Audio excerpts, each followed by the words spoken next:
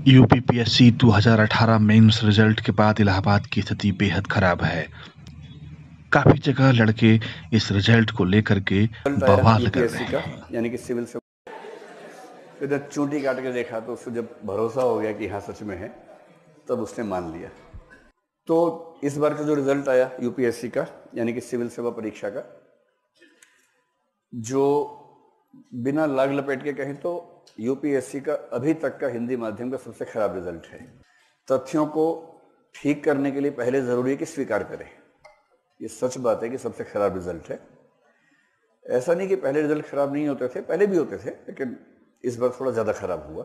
तो जब रिजल्ट खराब हुआ उसके बाद कुछ दिन तो जैसे होता है मातम मनाने का समय रहता है, सबने मिलकर मातम मनाया।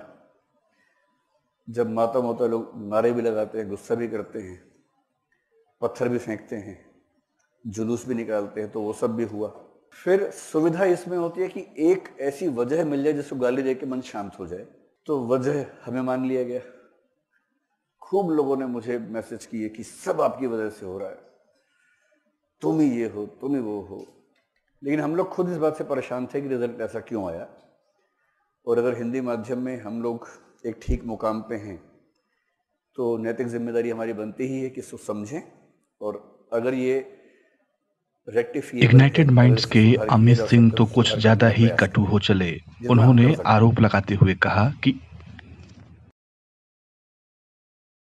समझ में आई। पहली राह है कि अब वो टिक मार का सवाल करने वाला, गोला भरने वाला, आपस में सेटिंग करके 10 सवाल एग्जाम के बीच में टॉयलेट जाके पुर्जी लेके हल करने वाला, उससे जो पीसेस बनने वाला दौर था वो गया। उसमें ऐसे ऐसे लोग पीसेस बन गए जो शायद क्लर्क ना बन पाते। ऐसे लोग बुरा मान सकते हैं, लेकिन मैं ये बात बिल्कुल साफगोई के साथ आपको बता दूं कि अगर डिफेंस और सोशल वर्क जैसे पेपर ना रहे होते,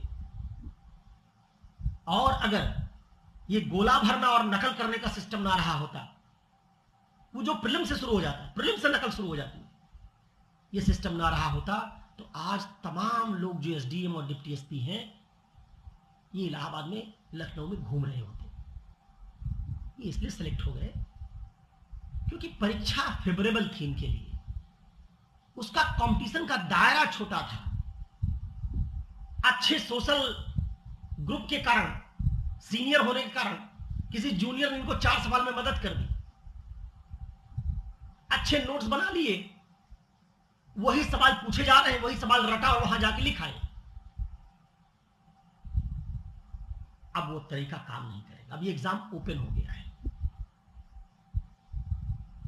जब कोई एग्जाम ओपन होता है उसमें कंपटीशन का स्तर बढ़ता है, तो वही लोग सफल हो पाएंगे जो अनुकूलन कर सके। इस पृथ्वी से डायनासोर लुप्त हो गए तो हमारी आपकी क्या बिसात है। चीजें जब बदलती हैं और आप उसके अनुरूप अनुकूलन नहीं कर सकेंगे तो आप विलुप्त हो जाएंगे। तो ये कहने से कुछ बात नहीं बनेगी कि फला हम तीरंदाज थे। आपका पास्ट मत देखिए, ये बात इलाहाबाद में बहुत ज्यादा है, हिंदी हार्टलैंड के विद्यार्थियों में बहुत ज्यादा है। किसी हॉस्टल में भी जाता हूं जब मैं, तो वहां एक बोर्ड लगा होता है, उस पर 10-20 आईएएस के नाम लिखे होते हैं। कब तक खत्म हो जाते हो? 75, 78, 80 तक खत्म हो जाते हो। कहते हमारे हॉस्टल से इतना आईएएस बनता था। अक्सर मैं कहता हूं कि तुमको ये बताने की जरूरत क्यों पड़ती कि तुम्हारे हॉस्टल से इतने आईएएस बनते थे, इसका मतलब तुम्हारा वर्तमान खराब है, इसलिए तुमको भूत में देखने की जरूरत पड़ती है। जो भूत जीवी हो, अतीत जीवी हो, इसका मतलब वो डिनायल मोड में है, हकीकत को एक्सेप्ट नहीं करना चाहता है, उससे बचना चाहता है, उससे भागना चाहता है। तब वो बहाने, सहानुभूति, ये सब गढ़ना शुरू करता है।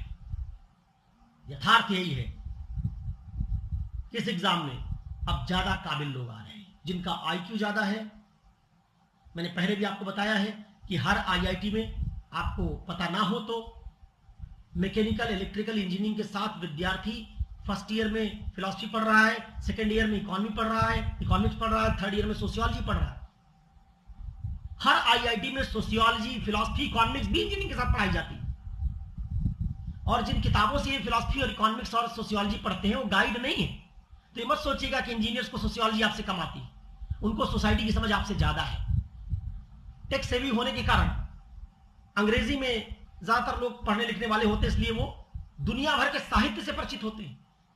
खूब यूट्यूब पर उन्होंने देख रखा होता है। कभी किसी आईआईटियन से, अच्छे स्टूडेंट से बात कीजिए, उसका हिस्ट्री का नॉलेज कम नहीं होता, सोशियोलॉजी की समझ उसकी गहरी होती है।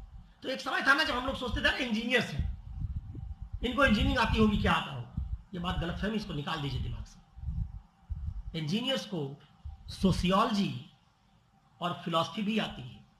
एक उदाहरण मैं दे रहा हूं, यूपी काडर के आए से अनुभव।